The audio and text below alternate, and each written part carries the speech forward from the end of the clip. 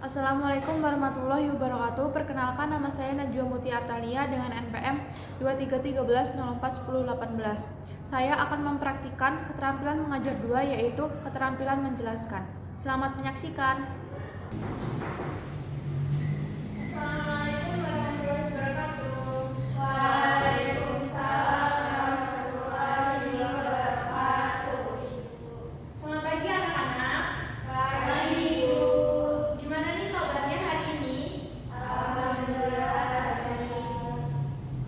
Udah pada sarapan belum? Sudah belum? Sudah.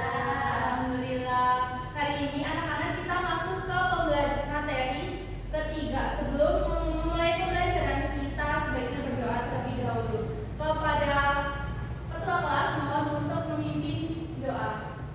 Siapa ketua kelasnya anak-anak? Ya, baik, kepada Adel silakan.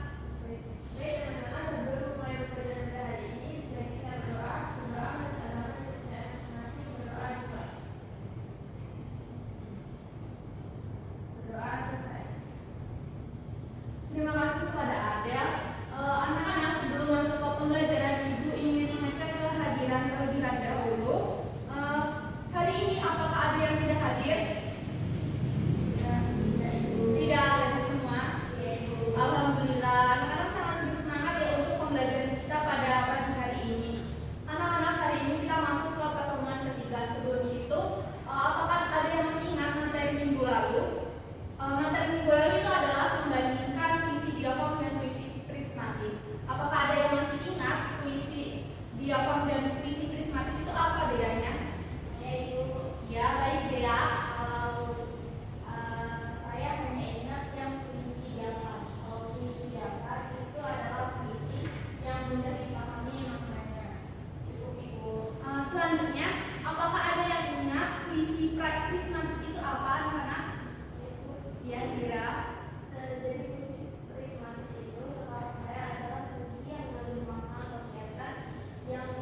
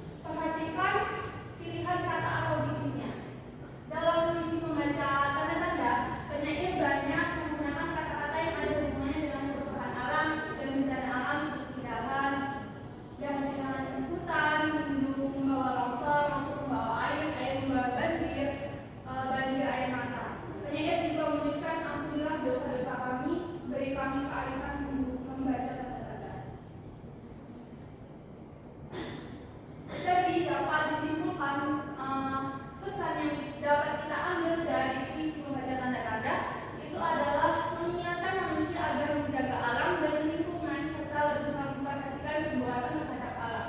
Tindakan manusia merusak alam ini dapat memicu munculnya bencana seperti kemarau panjang, banjir, longsor, kebakaran hutan, dan lain-lain. Semua bencana ini pada akhirnya akan merugikan manusia. Bencana-bencana yang terjadi merupakan tanda agar manusia berpikir untuk menjaga alam dan lingkungan. Itulah pesan-pesan yang hendak disampaikan dari puisi membaca tanda-tanda karya Taufik Ismail. Baik anak-anak, materi yang ingin disampaikan sudah habis. Anak-anak, apakah ada yang ingin bertanya atau tidak paham dengan materi yang ingin disampaikan? Jika ada, mohon iya ya. Tadi kan sudah dijelaskan kalau apa-apanya itu tidak berurutan, maksudnya acak itu bagaimana ya? Baik, terima kasih Dea, pertanyaan yang sangat bagus. Jadi jika langkah-langkah tidak berurutan itu biar bisa saja kita tetap menemukan pesan dalam puisi tersebut, tetapi mungkin lebih susah atau lebih rumit karena langkah-langkahnya terlewati. Begitu deh yang dapat Ibu jawab. Apakah dia puas dengan jawaban Ibu? Sudah Ibu. Terima kasih. Selanjutnya apakah ada yang ingin bertanya? Cukup. Baik, jika cukup, anak-anak mohon untuk membentuk kelompok. Satu kelompok berisi 2 orang dan kalian bersama kelompok akan mengidentifikasi atau mencari pesan dalam puisi doa karya Khairil Anwar. Anak-anak boleh mulai untuk membentuk kelompok terdiri dari 2 orang ya anak-anak. Baik, Ibu akan membagikan lembarnya. Dia bersama dia. Ibu Dira bersama Putri. Baik anak-anak, silakan ya mengidentifikasi atau menemukan puisi dalam puisi doa karya Khairil Anwar. Jika sudah, mohon untuk mengumpulkan di meja itu ya. Baik Ibu. Dikumpul apa Ibu? Dikumpul hari ini ya anak-anak.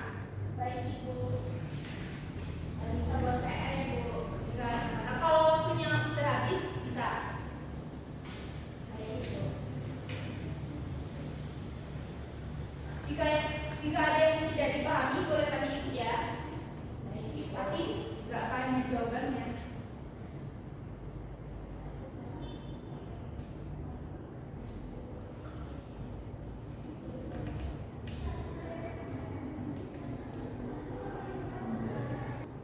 Baik anak-anak, apakah sudah selesai? Boleh dikumpulkan. Boleh Ibu.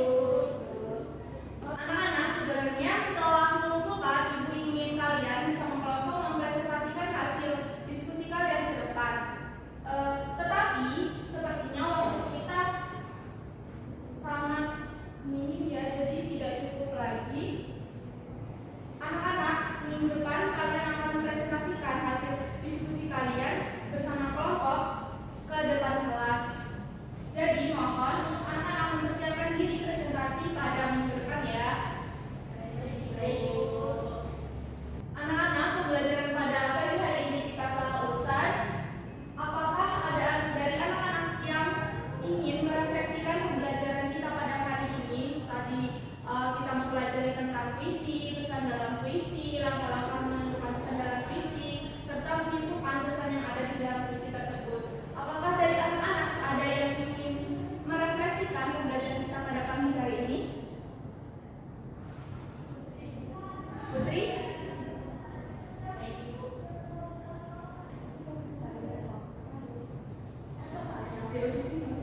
Saya ingin menyimpulkan hasil dari pembelajaran yang saya dapat pada hari ini, yaitu saya ingin tahu pesan dalam puisi itu umumnya mengandung sebuah kisah. Jadi para penyair itu mencari kisah dari pengalaman pribadi atau pengalaman dari orang lain. Lalu selanjutnya hari ini saya mendapatkan pemahaman terhadap langkah-langkah memahami puisi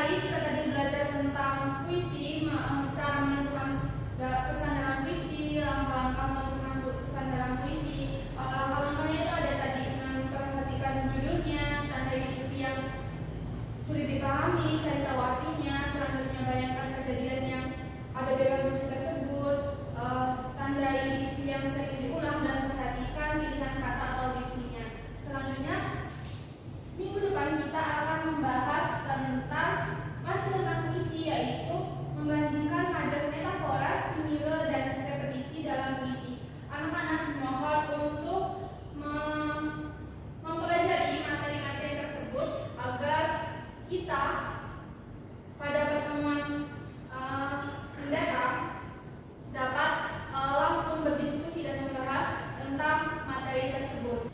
Baik, pembelajaran kita pada pagi hari ini telah usai anak-anak. Sebelum menutup pembelajaran, Ibu mohon kepada ketua kelas untuk memimpin doa terlebih dahulu. Baik, ketua kelasnya tadi siapa? Adel, ayo. Silakan. Sebelum menutup pembelajaran hari ini, mari kita berdoa. Doakan kepercayaan masing-masing. Doa yang terima kasih kepada Adel dan terima kasih juga kepada anak-anak yang telah berpartisipasi aktif dalam pembelajaran pagi hari ini. Ibu mohon maaf jika Ibu ada salah kata, perbuatan yang tidak disengaja maupun disengaja. Kepada Allah Ibu mohon ampun. Tetap jaga kebersihan ya anak-anak. Jaga kesehatan dan kebersihan ya anak-anak. Karena sekarang lagi musim sakit ya anak-anak. Ibu akhiri, wassalamualaikum warahmatullahi wabarakatuh. Waalaikumsalam warahmatullahi wabarakatuh. Terima kasih Ibu. Ibu duluan ya anak-anak. Iya Ibu.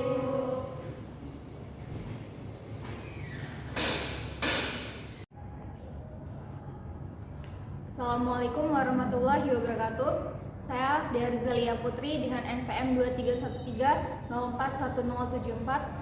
Di sini saya sebagai observasi lisan atas nama calon guru Najwa Mutia Artalia dengan NPM 2313041018 tanggal 9 Oktober 2025 pukul 7.45 sampai 8.30 WIB.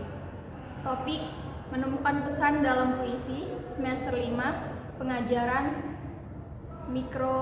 pembelajaran mikro.